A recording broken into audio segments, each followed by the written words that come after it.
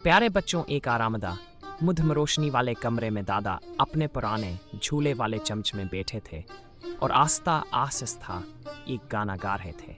इनके 3 पुते पुतियां लैला, सामा और रईमा उनके अर्द गिर्द फर्श पर बैठे थे।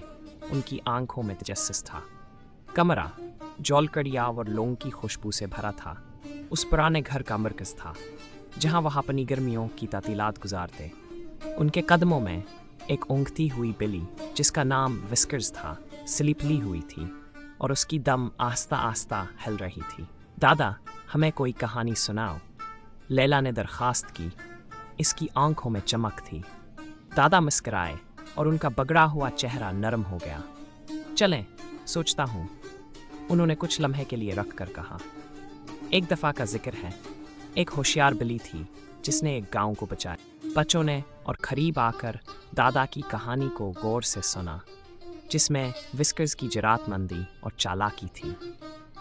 वो कहानी में एक पहेली को हल करती, जंगलों और पहाड़ों से गुजरती और चालबाजों को हरा देती।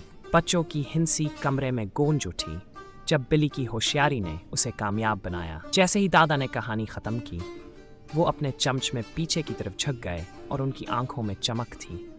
और बस यही था बच्चों, जिसके बाद विस्कर्स एक लेजेंड बन गई। बच्चे खुश होकर तालियां बजाने लगे और बिल्ली ने जैसे ही अपनी पेट सीधी की, एक इत्मीनान बख्श आवाज़ निकाली, जैसे वो अपनी कहानी में किरदार अदा करके खुश हो। कमरा गर्म था और इसमें ख़ानदान की कहानियाँ, मोहब्बत और एक बिल्ली की गूंजती आवाज़ थी जो सिर्फ एक पालतू जानवर नहीं बल्कि उनकी तारीख़ का हिस्सा बन चुकी थी।